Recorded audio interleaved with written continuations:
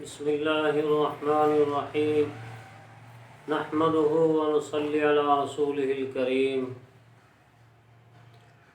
مسلمانوں کے لیے اسلام کے اندر جہاں نماز کو فرض قرار دیا گیا ہے، نماز کا وقت داخل ہونے کے لیے ایک مخصوص طریقہ اس کو اختیار کر کے مسلمانوں کو نماز کے لیے خبردار کیا جاتا ہے، اس کو اذان کہتے ہیں۔ اذان کے اندر اللہ تبارک و تعالیٰ کی بڑائی بیان کی جاتی ہے، اور پھر اللہ تعالیٰ کے معبود ہونے کی گواہی، توحید کی گواہی دی جاتی ہے، اور پھر رسالت کی گواہی دی جاتی ہے۔ اس کے بعد پھر نماز کی طرف اور کامیابی کی طرف بلایا جاتا ہے، بلکہ دین کے تمام امور کی اذان میں دعوت ہے۔ پھر اللہ تعالیٰ کی بڑائی بیان کی جاتی ہے، اور آخر میں پھر اللہ تعالیٰ کے معبود ہونے کا ذکر کیا جاتا ہے۔ تو یہ انتہائی مختصر الفاظ کے اندر اور بہت ہی جامع ایک دعوت ہے، اور جامع کلمات ہیں اس کے۔ تو یہ اذان 5 وقت نماز کے لیے سنت مؤکدہ ہے، اور نماز جمعہ کے لیے بھی سنت مؤکدہ ہے، اور مسلمانوں کی آبادی کی یہ علامت ہے کہ جہاں سے اذانیں ان کی آواز آ رہی ہو تو پتہ چل جاتا ہے کہ یہ آبادی مسلمانوں کی ہے۔ تو گویا کہ مسلمانوں کی خاص علامت ہے، شعائر اسلام میں سے ہے۔ تو اذان دیتے ہیں، لیکن اس کے مشروع طریقے کا لحاظ بہت کم لوگ کرتے ہیں۔ ضروری ہے کہ اذان دیتے ہوئے اس کے مشروع طریقے کا لحاظ کیا جائے۔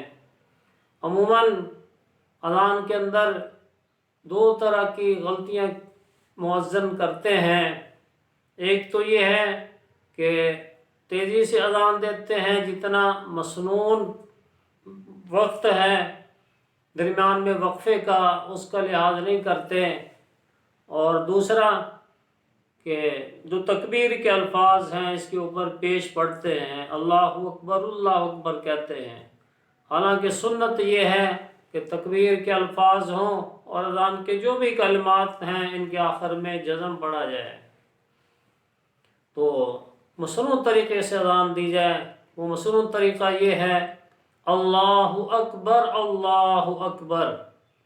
یہ کلمات کہہ کے مؤذن خاموش ہو جائے، اتنی دیر خاموش رہے کہ جواب دینے والا جواب دے سکے۔ اس کے بعد پھر کہے اللہ اکبر اللہ اکبر، پھر خاموش رہے، ٹھہرا رہے اتنی دیر کہ جواب دینے والا جواب دے سکے۔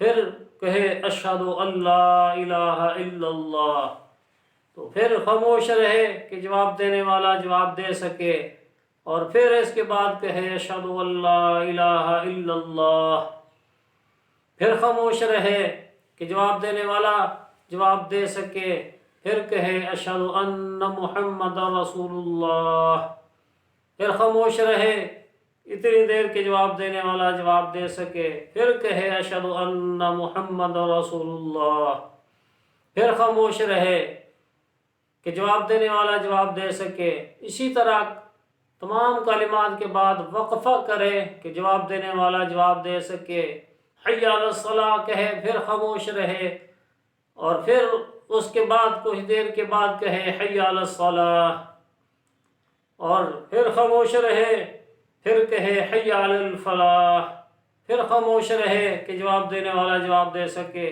پھر کہے حی علی الفلاح، پھر کہے اللہ اکبر اللہ اکبر۔ تو اس طرح تمام کلمات کے بعد وقفہ کرے کہ جواب دینے والا جواب دے سکے۔ تو یہ مشروع طریقہ ہے۔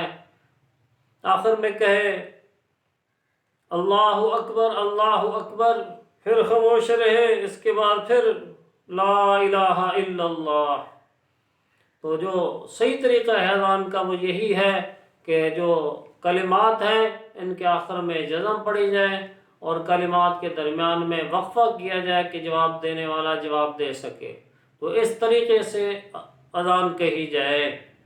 تو مصنوع طریقے کا لحاظ کر کے اذان دی جائے گی تو اجر بہت زیادہ بڑھ جائے گا۔ ایک ایک سنت کی اس قدر اہمیت ہے کہ ملا علی قاری رحمۃ اللہ علیہ نے لکھا ہے کہ ایک سنت کو زندہ کرنا ایک بڑا مدرسہ بنانے سے بہتر ہے، یعنی اور دینی کام کرنے سے ایک سنت کو زندہ کرنا زیادہ بہتر ہے۔ تو یہ سنت کی اہمیت اس قدر ہے، لہذا جو بھی اذان دے اس کو چاہیے کہ سنت طریقے کے مطابق اذان دیا کرے۔ تو 5 نمازوں کے لیے اور نماز جمعہ کے لیے اذان سنت مؤکدہ ہے۔ تو ہم نے مسجد میں نماز پڑھنی ہے تو وہاں بھی پہلے اذان بعد میں اقامت ہو، اور اگر کوئی آدمی جنگل میں ہے تو وہاں بھی وہ اگرچہ اکیلا آدمی ہو پہلے اذان کہے اور پھر اقامت کہہ کے نماز پڑھے، جیسا کہ جماعت کی شکل میں آدمی نماز پڑھتا ہے۔ تو اس طریقے سے وہ اذان اور اقامت کہہ کے نماز پڑھے۔ بعض روایتوں میں آتا ہے کہ اگر اکیلا ہوگا اس کے ساتھ کوئی اور آدمی نہیں ہوگا تو فرشتے ساتھ شامل ہو جائیں گے تو اس کو جماعت کا ثواب ملے گا۔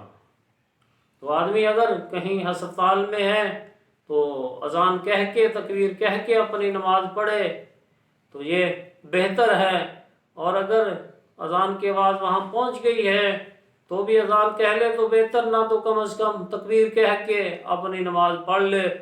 جہاں مریض بیڈ کے اوپر ہے تو وہاں بھی آدمی نماز پڑھے تو پہلے اس طریقے سے اذان اور اقامت کہہ لینا، تو کم از کم اقامت کہہ کے آدمی اپنی نماز پڑھے۔ آدمی سفر کے اندر ہیں، ریل میں سفر کر رہے ہیں تو مسافر آدمی ہیں تو نماز پڑھنی ہے تو وہاں بھی آدمی اذان اور اقامت کہہ کے جماعت کرا کے نماز پڑھے۔ اگر جماعت کی صورت نہیں پیدا ہو رہی، اکیلا آدمی پڑھ رہا ہے تو بھی وہ اذان اور اقامت کہہ لے، اگر دونوں نہیں کہتا تو کم از کم اقامت کہہ کے نماز پڑھے۔ تو اذان اور اقامت کا جہاں بھی آدمی ہو اس کا خاص خیال کرے اور سنت کے مطابق اذان دیں۔ تو اذان کے اور بھی وسائل ہیں، اذان کا جواب ہے اور اقامت کا مصنون طریقہ ہے، وہ انشاءاللہ بعد میں ذکر کیا جائے۔